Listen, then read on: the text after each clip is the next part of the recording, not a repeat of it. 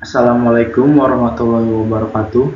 Perkenalkan, nama saya Fahrul Roji, NIM 2341622621202, kelas TI23H, tugas proses manufaktur. Proses manufaktur, operasi, permesinan, dan mesin perkakas. Istilah dan klasifikasi komponen. Dalam proses permesinan, benda kerja atau komponen yang akan diproses dapat diklasifikasikan berdasarkan bentuk geometris dan cara geraknya selama pemotongan. Pemahaman tentang klasifikasi ini sangat penting karena akan menentukan jenis mesin dan proses permesinan yang digunakan. Nah, yang pertama, komponen rotasional benda kerja berputar, yang dimana seperti pada gambar di atas, poin A. Definisi: komponen yang memiliki bentuk simetris terhadap sumbu pusat dan diputar selama proses permesinan. Ciri khasnya umumnya berbentuk silinder atau kerucut. Diproses menggunakan mesin lathe atau bubut atau tuning center. Contoh prosesnya yaitu turning, passing, boring, tempering, trending. Nah, untuk yang kedua yaitu komponen non-rotasional seperti pada gambar di atas, poin B.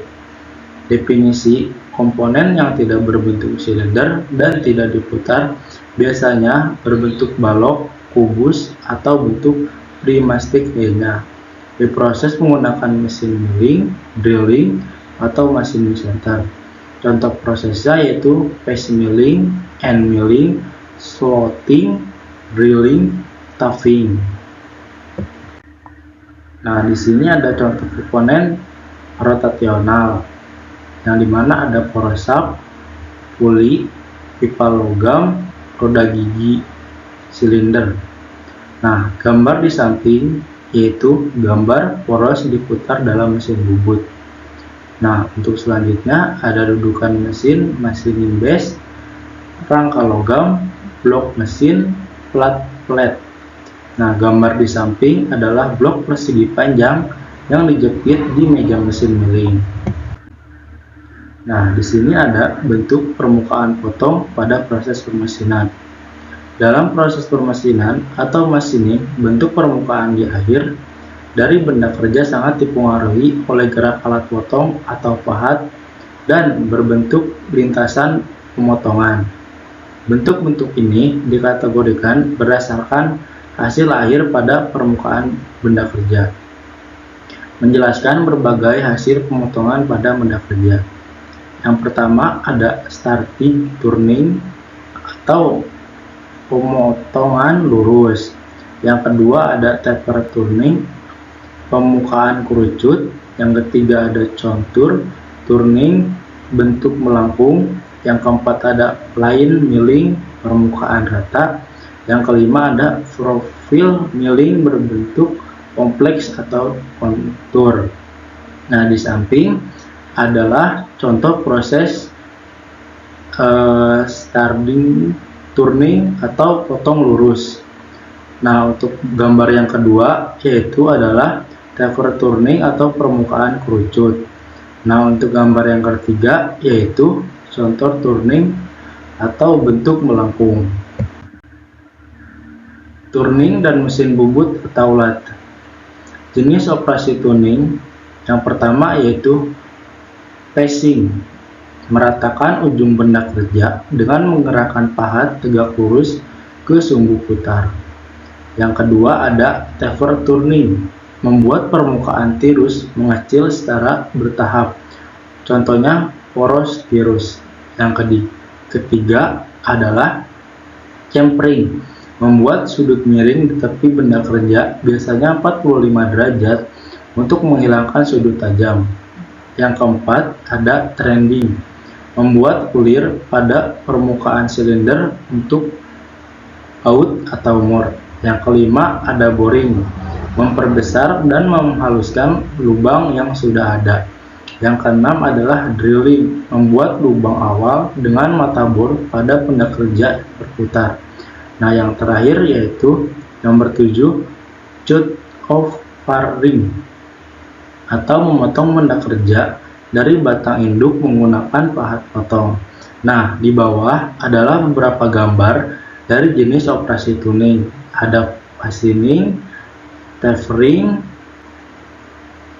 contour turning, for turning, chamfering, shoot off, trending, boring, drilling, dan cumulling. Nah, gambar-gambar ini adalah jenis-jenis dari operasi turning. Nah, selanjutnya turning dan mesin bubut atau lathe. Metode pencengkraman benda kerja pada mesin lathe. Yang pertama ada chucks. Alat penjepit yang paling umum digunakan biasanya 3 jauh cuk, slave centering untuk benda kerja bulat atau silinder, atau 4 jacks chucks independen untuk bentuk tidak beraturan. Nah, untuk gambarnya seperti samping. Nah, untuk yang kedua ada cullet, digunakan untuk benda kerja kecil dan presisi tinggi, memberikan cengkraman yang lebih merata dan akurat, cocok untuk produksi massal. Nah, untuk contohnya seperti gambar di samping. Nah, yang ketiga ada center, digunakan saat membut benda kerja panjang. Ujung benda kerja didukung dengan tali stok center untuk menjaga keseimbangan dan menghindari benturan. Nah, contohnya ada di gambar samping. Nah, di sini ada proses drilling. Proses drilling adalah proses membuat lubang silinder pada benda kerja menggunakan mata bor atau drill bit, di mana benda kerja biasanya berputar dan bor masuk secara aksial. Nah, gambar di samping yaitu parameter penting, yang dimana kecepatan spindle, kecepatan putaran benda kerja, diameter bor, ukuran mata bor yang digunakan, feed rate, kecepatan masuknya bor ke dalam benda kerja. Nah, adapun operasi tambahan yang mana seperti gambar di samping, yaitu ada reaming, yaitu memperhalus dan memperbesar sedikit lubang agar lebih presisi. Nah, yang kedua yaitu tempering, membuat ulir dalam seperti mur. Yang ketiga ada counter boring, memperbesar bagian atas lubang agar kepala baut bisa masuk. Yang keempat ada spot passing, meratakan area di sekitar lubang agar permukaan dudukan baut rata. Nah, di samping adalah gambar proses tambahan seperti reaming, taping, contouring, contour boring, spot passing. Nah, di sini yang terakhir yaitu adalah proses milling. Milling adalah proses pemotongan menggunakan pahat berputar counter untuk menghilangkan material dari benda kerja. Jenis utamanya yaitu freehand milling, pahat bergerak sejajar permukaan samping benda kerja menghasilkan permukaan vertikal. Kedua ada face milling, pahat bergerak tegak lurus terhadap permukaan atas, cocok untuk membuat permukaan datar. Adapun jenis lainnya, yang pertama off milling, gerakan pahat berlawan arah dengan feed benda kerja atau lebih stabil tapi hasil kasar. Yang kedua ada down milling, gerakan pahat searah dengan feed benda kerja, hasil lebih halus tapi lebih rawan gesekan balik. Yang ketiga ada end milling, menggunakan pahat berbentuk silinder untuk memotong dari samping dan ujung. Nah, yang keempat ada pocket milling, membuat rongga atau lubang berbentuk kantong di dalam benda kerja. Nah, untuk yang terakhir yaitu nomor 5 yaitu surface countering, membentuk permukaan melengkung atau kompleks, yang dimana contohnya ada di bawah.